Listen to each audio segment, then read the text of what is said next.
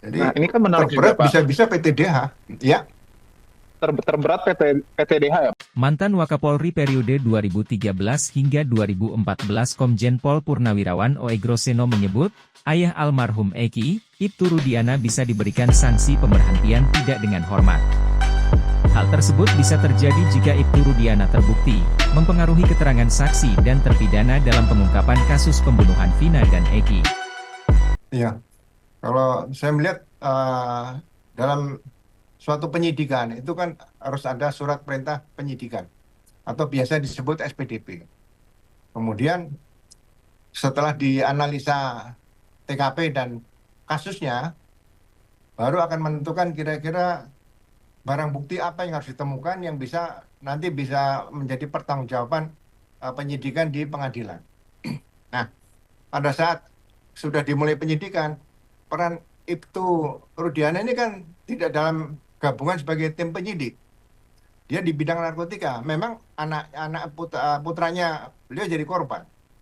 Tapi pada saat uh, Liga Akbar sebagai kawan Eki putranya Pak Rudi dihubungi oleh bapaknya almarhum bapaknya Eki almarhum, diajak ke penyidik atau penyidik membantu dengan tujuan hanya menentukan apakah helm, jaket, dan sepeda motor milik Eki almarhum. Padahal untuk menunjukkan itu kan sebetulnya cukup bapaknya saja bisa karena mengajak Eki, ngajak si Liga Akbar. Ini aneh satu nih, ya kan? Jadi kemudian dia membawa Liga Akbar ke penyidik. Ada nggak surat panggilan, surat perintah membawa, menghadapkan pada penyidik? Ini kan harus ada, walaupun beliau seorang perwira juga, tapi bukan terlibat dalam tim penyidikan tersebut. Nah, keanehan-keanehan ini yang bagi saya perlu didalami. Ada apa sebenarnya dia mengajak Liga Akbar untuk memberikan kesaksian yang akhirnya berkembang menjadi kesaksian yang tidak benar, ya kan? Kalau seseorang melakukan perbuatan kemudian memberikan keterangan tidak benar, ya itu berarti di pengadilan bisa dikenakan memberikan keterangan palsu. Tapi kalau seseorang dipaksa memberikan keterangan tidak benar, padahal dia memang tidak tahu permasalahan itu, apakah bisa dikatakan dia memberikan keterangan palsu? Deh, sumber keterangan palsu ini harus dibuktikan dari siapa gitu aja. Artinya secara apa prosedural ini ada yang janggal karena satu Ibtu Rudiana juga bukan penyidik dan kemudian juga akhirnya turut mempengaruhi kesaksian dari Liga Akbar itu sendiri. Tapi Pak, kalau misalnya tadi kan dijelaskan bahwa misalnya Liga Akbar ini memberikan keterangan palsu itu bisa diputus di pengadilan. Nah, bagaimana kemudian untuk sikap yang diambil misalnya oleh Propam ke Ibtu Rudiana sendiri, Pak? Apakah ada mekanisme misalnya hukuman atau teguran atau mungkin pelanggaran etik mungkin Pak yang mungkin saja diberikan ke Ibtu Rudiana, Pak? Ya, kalau saya pelanggaran etika profesinya bisa diproses, dipercepat di situ bahwa termasuk pelanggaran etika profesi berat karena memaksa seseorang untuk memberikan keterangan yang tidak benar terhadap suatu peristiwa yang memang seharusnya itu peristiwa pidana yang harus diungkap secara benar itu aja. Jadi Nah, ini kan menarik juga, terberat Pak. bisa-bisa PTDH. Ya, Terberat PTDH ya, Pak ya?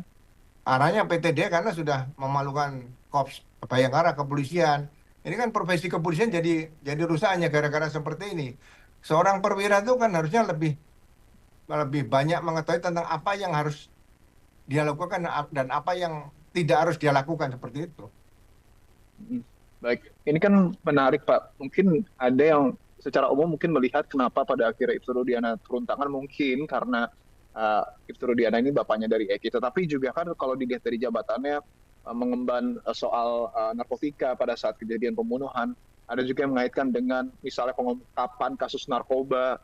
Itu kira-kira motif dari Ibtu Rudiana terlalu mengintervensi terlalu jauh bisa ke arah sana nggak sih, Pak? Apa Bapak melihatnya gimana?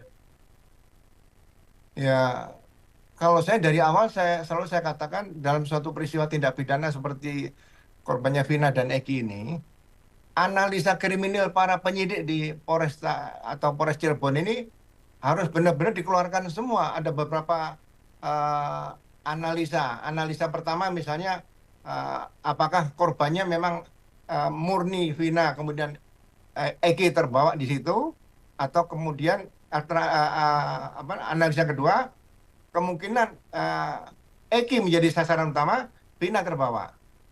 Nah, analisa ketiga, ini mungkin perkelahian antara remaja atau geng motor. Nah, yang keempat, kemungkinan ya anak muda kan berkaitan dengan narkoba seperti itu. Ini bisa dikaitkan juga dengan narkoba. Yang kelima, apakah sudah pernah ada kasus-kasus geng motor yang membunuh, menganiaya, atau sampai memperkosa di Cirebon saja? Karena Cirebon ini kotanya kecil, jadi membuktikan untuk mengenali seseorang ini tidak terlalu sulit gitu loh. Makanya saya bilang jangan dibawa ke arah menyangkut seorang pejabat tinggi dan sebagainya. Alat buktinya saja yang harus dibuktikan di situ, bahwa itu alat bukti yang harus dibuktikan nanti di depan sidang pengadilan. Itu aja. Artinya sebenarnya kalau misalnya dilihat dari sejumlah kemungkinan analisa tadi, kemudian juga dilihat dari skop Cirebon sendiri yang relatif kecil, sebenarnya ini kan kasus sederhana, Pak. Tapi Pak Ugro sendiri melihatnya kenapa jadi rumit banget ya, Pak ya? Ya, Berdasarkan sejak pengalaman dari Bapak awal. gitu melihatnya. Ya, sejak dari awal, kalau polisi punya naluri bayangkara, naluri penegak hukum, naluri penyidik yang kuat sebagai insan Polri, ya kan, sesuai Tribrata dan Catur Prasetya, posisi korban seperti itu, kecelakaan lalu lintas, ada saksi di TKP menyatakan sempat melihat celananya melorot ke bawah. Apakah itu kecelakaan lalu lintas murni? Dari situ saja sudah bisa dipastikan. Ini pasti ada pidana. Posisi korban tidak rapi dan sebagainya, ini kan pasti ada pidana. Jadi tidak boleh ada seseorang siapapun termasuk keluarga yang menghalangi kalau polisi menghendaki otopsi dilaksanakan saat itu juga. Kenapa setelah 3 hari dimakamkan baru diotopsi? Kan itu juga hal-hal yang perlu diungkap oleh internal, oleh Propam gitu aja. Apakah apakah Ibtu Rudiana bisa mempengaruhi seluruh anggota Polres? Kalau bisa ya memang perlu didalami lagi. Siapa sih Ibtu Rudiana sebetulnya, gitu aja. Artinya Pak Ugro melihat pemeriksaan terhadap Ibtu Rudiana ini cukup penting untuk setidaknya melihat benang merah dari kasus ini ya, Pak ya?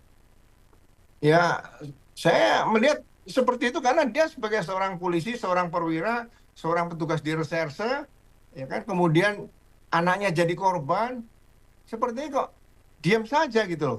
Si Akbar waktu diberikan keterangan harus mengatakan bahwa dia mengetahui kejadian. Nah, Akbar ini tiap hari bisa tidur di rumahnya Pak Ibtu Rudi, ya kan? Kenapa dia tidak melaporkan apa yang dia lihat, misalnya dia melihat gitu loh. Kenapa baru cerita kepada penyidik? Ini kan nilai kebohongannya bisa dibaca dari... Jangan lupa subscribe ya.